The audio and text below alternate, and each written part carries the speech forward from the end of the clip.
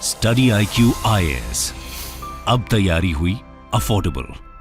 नमस्कार दोस्तों अगर हम भारत के अंदर विकास की बात करें तो एक जो बड़ा एरिया है वो कहीं ना कहीं डेवलपमेंट में पीछे रह गया है, वो डेफिनेटली है eastern area, specially UP, Bihar, West Bengal, Orissa. ये जो पूरा अगर आप राज्य देखोगे इस साइड का, ईस्टर्न साइड का, वहां पर उतना डेवलपमेंट नहीं हो पाया है इन कंपैरिजन टू अगर हम वेस्टर्न साइड की बात करें, जैसे महाराष्ट्र है, गुजरात है, अगर हम सदर्न साइड की बात करें जैसे तमिलनाडु हो गया। और इसकी वजह से क्या होता है कि यूपी, बिहार से बहुत सारे जो वर्कर्स हैं, माइग्रेंट्स हैं, वो दूसरे राज्यों में जाकर काम करते हैं। लेकिन रिसेंटली आपने सुना होगा यहां पर एक समस्या खड़ी हो गई है, बहुत सारे फेक वीडियोस, कई सारी चीजें जो मटेरियल है वो आपका सोशल मीडिया पर डिस्ट्रीब्यूट हो रहा था, देखा जा रहा था। उसमें यह दिखाने की कोशिश हो रही थी कि तमिलनाडु के अंदर जो माइग्रेंट वर्कर्स हैं, स्पेशली फ्रॉम बिहार, उनके ऊपर यहां पर अत्याचार किया जा रहा है, उनके ऊपर अटैक हो रहा है। लेकिन जाहिर सी बात है वो सारे वीडियो सही नहीं है, लेकिन उसका एक मेन प्रॉब्लम क्या होता है कि उसकी वजह से यहां पर जो लोग हैं, जो वर्कर्स हैं, जो आए हैं उस राज्य में काम करने, वो पैनिक में आ जाते हैं, वो काम पर जाना बंद कर देते हैं। और ये समस्या इस समय तमिलनाडु के अंदर देखने को मिल रही है। तो इसको हम डिटेल से समझेंगे, यहां पर हुआ क्या एग्जैक्टली, क्या खबरें आई हैं, और साथ ही साथ जो माइग्रेशन है उसको लेकर मैं चर्चा करूंगा, बताऊंगा किस तरह से कितना माइग्रेशन होता है, कहां से होता है, किधर जाते हैं लोग। काफी कुछ जानने को इस वीडियो के अंदर, चलिए आगे बढ़ते हैं। लेकिन उससे पहले ध्यान रखिएगा, एक बहुत बड़ा सेल, होली का जो सेल है दोस्तों, वो कल तक यहां पर लागू है। अगर आप जो भी कोर्स लेना चाहते हो स्टडी IQ पर, आपके पास मौका है कल तक। जैसे कि इस साल का जो प्रीलिम्स का एग्जाम है उसको क्रैक करने के लिए SIP बैच हो गया, 2024 के लिए ये UPSC का बैच हो गया, 2025 के लिए लॉन्ग टर्म बैच, ये कल से ही स्टार्ट हुआ है। अभी भी मौका है यहां पर, जो लोग 25 की तैयारी कर रहे हैं वो ले सकते हैं। या फिर UPSC का जो EPFO बैच है दोस्तों, आपको पता है कि पहली बार 2015 के बाद यहां पर EPFO की इतनी बड़ी वैकेंसी सामने आई है। तो जो भी कोर्स आपको लेना हो, गो टू हमारे ऐप या फिर वेबसाइट, कमेंट सेक्शन में भी इसका लिंक है, यूज करिए कोड अंकित लाइव, ताकि इन सभी कोर्सेज पर आपको हेवी डिस्काउंट मिल सके और आप इसके अंदर एनरोल करा सकें। इसके अलावा और अगर आप MCQs अटेम्प्ट करना चाहते हैं तो मेरे इंस्टा पेज पर जा सकते हैं, वहां पर स्टोरीज में जितने भी MCQs हैं उसको आप अटेम्प्ट कर पाएंगे। चलिए शुरुआत करते हैं और सबसे पहले देखते हैं एग्जैक्टली हुआ क्या। देखिए, खबर यह आ रही थी पिछले कुछ दिनों से कि कई सारे जो वायरल वीडियोस हैं वो हिंदी स्पीकिंग माइग्रेंट वर्कर्स हैं जो तमिलनाडु के अंदर, उनके अंदर एक पैनिक क्रिएट कर दिया है और एक प्रकार से पॉलिटिकल वॉर छिड़ गया है। जाहिर सी बात है, यहां पर जो बिहार में गवर्नमेंट है वो लगातार यहां पर बताने की कोशिश कर रही है कि देखिए हम तमिलनाडु के टच में है, इस तरह की कोई घटना नहीं हुई है। लेकिन पिछले 2 हफ्ते से मेनली क्या हुआ है कि कई सारे वीडियो सोशल मीडिया पर लगातार शेयर हो रहे थे। उस वीडियोस के अंदर यह दिखाने की कोशिश हो रही थी कि जो माइग्रेंट वर्कर्स हैं, स्पेशली फ्रॉम बिहार, उनके ऊपर अटैक हो रहा है। कुछ वीडियोस में तो यह भी दिखाया गया कि उनको मार दिया गया है, उनको किल कर दिया गया है। ये सारी चीजें हो रही थी। लेकिन मैं आपको बता दूं, इन सभी वीडियोस में सिर्फ एक ऐसा इंसिडेंट हुआ था और उसमें भी तमिलनाडु की गवर्नमेंट, जो पुलिस है वहां पर, रेलवे पुलिस, उन्होंने गिरफ्तार कर लिया। एक्चुअली हुआ क्या था कि 21 फरवरी को यहां पर कुछ ग्रुप ऑफ माइग्रेंट्स होंगे जो ट्रेन में जा रहे थे। तो यहां पर क्या है कि एक वीडियो सामने आया जिसमें उनको असॉल्ट किया जा रहा है, उनके साथ गलत व्यवहार किया जा रहा है। और इसी को देखते हुए तुरंत यहां पर जो रेलवे पुलिस है तमिलनाडु गवर्नमेंट की, उन्होंने एक पर्सन को यहां पर अरेस्ट भी कर लिया। तो ये सारी चीजें आई तो ये पूरा मामला हो गया। लेकिन उसके बाद अगर आप देखोगे तो कई सारे वीडियोस जो कि गलत खबर हैं, गलत वीडियोस हैं, जानबूझकर दिखाने की कोशिश हो रही है।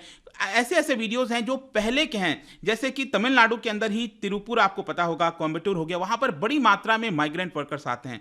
तो वहां पर उनके खिलाफ वायलेंस के वीडियो सामने आ रहे थे जो कि वो अभी के है नहीं, वो पहले के हैं और ये माइग्रेंट वर्कर से रिलेटेड नहीं है। इसी हिसाब से कई सारे जो फैक्ट चेकर्स हैं उन्होंने भी बताया कि ये सारे जो वीडियोस आ रहे हैं, कुछ वीडियोस तेलंगाना के हैं, राजस्थान के हैं, कर्नाटका के हैं, और वो बहुत पुराने वीडियोस हैं। लेकिन क्या हुआ है ना कि आज के डेट में, आज के जमाने में सोशल मीडिया का इतना इन्फ्लुएंस हो गया है कि लोग कहीं ना कहीं उस चीज को बिलीव कर लेते हैं और कई बार वीडियोस और चीजें ऐसी भी सामने आती हैं कि आपको लगेगा कि नहीं ये तो अभी का होगा, और आप तुरंत यहां पर पैनिक में आ जाओगे, कमेंट करने लग जाओगे। और यही बेसिकली हुआ है। यहां पर जो लोग ट्विटर पर ये गलत वीडियो शेयर भी कर रहे हैं, जैसे कि यहां पर आप देख सकते हो, एक मोहम्मद तनवीर है और एक पर्सन है शुभम शुक्ला, उन दोनों को यहां पर तमिलनाडु की पुलिस ने गिरफ्तार भी किया है, क्योंकि ट्विटर के माध्यम से फॉल्स इंफॉर्मेशन यहां पर फैलाया जा रहा था। और इनफैक्ट आप देख सकते हो तमिलनाडु के जो चीफ मिनिस्टर हैं एम.के. स्टालिन, उन्होंने पूरा एक प्रॉपर ट्वीट किया और बताया कि जो माइग्रेंट वर्कर्स हैं वो पूरी तरह से सेफ हैं, जैसे वो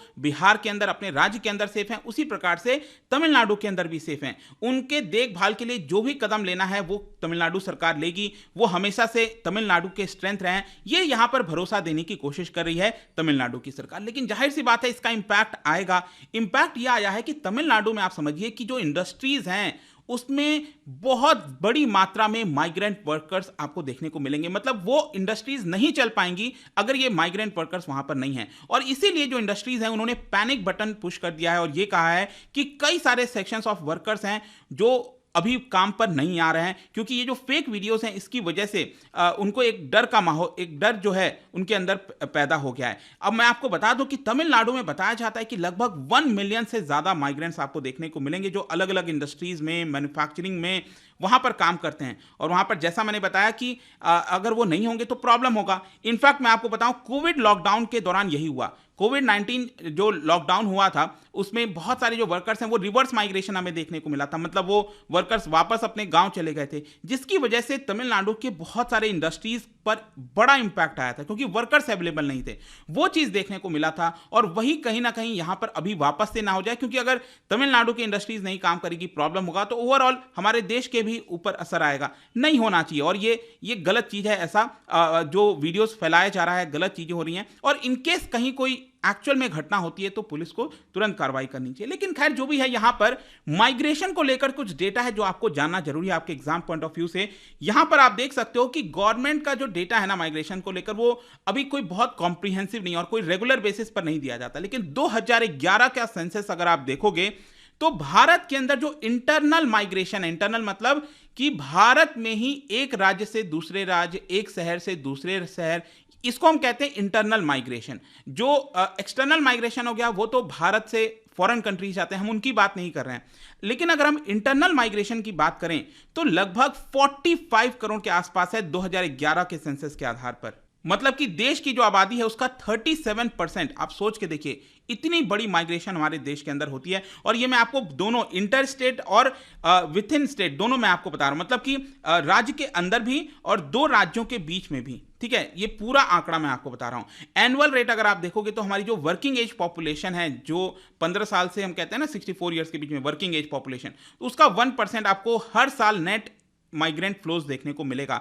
2011 सेंसस के हिसाब से भारत की जो वर्क फोर्स है, जो काम करती है, उनकी संख्या 48 करोड़ है। लेकिन यह फिगर कहीं ना कहीं 2016 में बताया जाता है कि 50 करोड़ को क्रॉस कर गया था। और 50 करोड़ में से आप देखोगे 10 करोड़ के आसपास लगभग आपको हमारे माइग्रेंट जो वर्कर्स हैं वो देखने को मिलेंगे। कहने का मतलब यह है कि वर्किंग एज पॉपुलेशन 50 करोड़ से ज्यादा है, उसमें से लगभग 20% ऐसी पॉपुलेशन है जो कि माइग्रेंट है, एक राज्य से दूसरे राज्य जाती है या फिर राज्य के अंदर भी जो है मूव करती है। अब अगर हम इनवर्ड और आउटवर्ड माइग्रेशन की बात करें, मतलब कौन से ऐसे राज्य हैं जहां पर सबसे ज्यादा, या फिर कौन से ऐसे डिस्ट्रिक्ट हैं अगर मैं कहूं तो सबसे ज्यादा उन डिस्ट्रिक्ट में माइग्रेंट वर्कर्स आते हैं, तो सबसे ज्यादा आप देख सकते हो गुरुग्राम, दिल्ली, मुंबई, यहां पर आपको देखने को मिलेगा। फिर उत्तर प्रदेश में जो गौतम बुद्ध नगर है, जो नोएडा हो गया, फिर मध्य प्रदेश में इंदौर, भोपाल, कर्नाटक के अंदर बेंगलुरु, फिर तमिलनाडु में आप देखिए इतने सारे आपको डिस्ट्रिक्ट देखने को मिलेंगे। मतलब एक बड़ी मात्रा माइग्रेंट वर्कर्स की इन राज्यों के अंदर जाती है, इन डिस्ट्रिक्ट के अंदर जाती है। फिर अगर हम बात करें कौन से राज्य से, कौन से डिस्ट्रिक्ट से वर्कर्स जाते हैं, मतलब कि बिहार और यूपी से आपको पता ही है, सबसे ज्यादा यूपी से आप देख सकते हो, 35 से भी ज्यादा ऐसे डिस्ट्रिक्ट्स हैं जहां पर बड़ी मात्रा में लोग उन डिस्ट्रिक्ट से बाहर काम करने के लिए जाते हैं। फिर राजस्थान हो गया, उत्तराखंड, महाराष्ट्र, बिहार, हर जगह से आपको देखने को मिलेगा। लेकिन बिहार, उत्तराखंड, राजस्थान, उत्तर प्रदेश, यहां से सबसे ज्यादा वर्कर्स बाहर जाते हैं अलग अलग डिस्ट्रिक्ट के अंदर, ताकि वो काम कर सकें। इनफैक्ट मैं आपको बताऊं तो देश के जो टॉप 17 डिस्ट्रिक्ट्स हैं वो 25% of total male out migration आपको देखने को मिलता है, जिसमें से 10 आपके अकेले उत्तर प्रदेश के अंदर है। मैं आपको बता रहा था ना, ये जो एरियाज हैं उतना डेवलप नहीं है, स्पेशली जो उत्तर प्रदेश का ईस्टर्न वाला पूर्वांचल एरिया जो हम कहते हैं, यहां पर आप देख सकते हो बिहार के कुछ डिस्ट्रिक्ट आप देख सकते हो। ये ऐसे डिस्ट्रिक्ट्स हैं जहां से बड़ी मात्रा में वर्कर्स बाहर जाते हैं काम करने के लिए। तो अब क्वेश्चन ये है कि ये सारी चीजें तो ठीक है, लेकिन अब तमिलनाडु के अंदर इस चीज को लेकर क्या हो रहा है। तो देख सकते हैं आप लोग, जो हेड है माइक्रो स्मॉल और मीडियम एंटरप्राइजेस के, होटल्स के, रेस्टोरेंट्स के, कंस्ट्रक्शन फर्म्स के, वो माइग्रेंट वर्कर्स के साथ बातचीत कर रहे हैं, बैठ रहे हैं, उनको समझाने की कोशिश कर रहे हैं कि देखिए आपकी देखभाल की जिम्मेदारी हमारी है, आपको कुछ नहीं होगा। और आप देख सकते हो कि इन सभी सेक्टर्स के अंदर टोटल 70% ऑफ जो माइग्रेंट वर्कर्स हैं वो इन सेक्टर्स के अंदर काम करते हैं। तो अगर ये काम करना बंद कर देंगे तो सोचिए इनके ऊपर क्या असर आएगा। जो प्रेसिडेंट है चेन्नई होटल एसोसिएशन के, उनका यही कहना है कि कई सारे माइग्रेंट्स जो हैं, वर्कर्स जो हैं, वो छोड़कर जा भी चुके हैं। कई लोग, इनफैक्ट यहां पर देखो एक चीज और भी है, अभी क्या है ना, होली का समय आ गया है, तो कुछ ऐसे वर्कर्स हैं जो जेन्युइनली होली पर जाना चाहते थे, होली पर जा रहे हैं। लेकिन यह भी ध्यान रखना है कि ज्यादातर वर्कर्स क्या है ना, कि या तो दिवाली छठ का जो समय आता है उस समय जाते हैं, होली पर उतना नहीं जाते हैं। लेकिन अभी क्या है ना कि बड़ी मात्रा में ये जा रहे हैं, जिसकी वजह से प्रॉब्लम हो रही है। यहां पर जो रेस्टोरेंट ओनर्स हैं उनका कहना है कि देखिए वो हमारी लैंग्वेज को काफ़ी अच्छे से जल्दी सीख जाते हैं, जो वो बनाना चाहते हैं वो जल्दी से सीख जाते हैं यहाँ पर, तो उनकी वजह से काफ़ी ज़्यादा मदद होता है।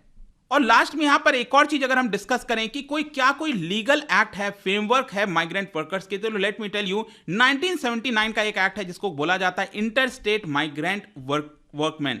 अब इसमें क्या है ना कि यहां पर अगर कोई भी स्टैब्लिशमेंट है, कोई कंपनी है जो माइग्रेंट वर्कर्स को रख रही है, तो उनको रजिस्टर करना होता है। फिर जो कॉन्ट्रैक्टर, आपने देखा होगा कि कॉन्ट्रैक्टर जो मिडिल मैन है उसका एक काफी इंपॉर्टेंट रोल होता है। वो यूपी, बिहार और उन जगहों से वर्कर्स को लाता है और वो अलग अलग देश के अंदर जो राज्य है वहां पर उनको एम्प्लॉय करवाने की कोशिश करता है। तो कॉन्ट्रैक्टर्स भी जो है उनको उनके होम स्टेट यूपी बिहार में भी रजिस्टर करना है और जहां पर उनको ले जा रहा है वहां पर भी अपने आप को रजिस्टर करना है। लेकिन सच्चाई ये है कि ये जो भी एक्ट है ना, ये सिर्फ पेपर में है, एक्चुअल तरीके से इसका फुल इंप्लीमेंटेशन नहीं हो पाता है। और आपको पता ही है कि रिसेंटली सेंट्रल गवर्नमेंट ने 4 लेबर कोड्स भी निकाले थे, जैसे the code on wages, industrial relations code हो गया। तो ये सारे एक्ट को इसके अंदर सबज्यूम कर दिया गया है, लेकिन अभी तक ये इंप्लीमेंट नहीं हो पाया है। तो देखना होगा किस तरह से आगे चीजें फॉरवर्ड होती हैं। आई होप कि इस वीडियो के माध्यम से जो एक पूरा इशू है वो आपको समझ में आ गया होगा। और जाने से पहले एक इंटरेस्टिंग क्वेश्चन, क्या आप बता सकते हो कि विच स्टेट ऑफ इंडिया, कौन सा राज्य में सबसे ज्यादा रेमिटेंसेज आता है माइग्रेटर्स की वजह से?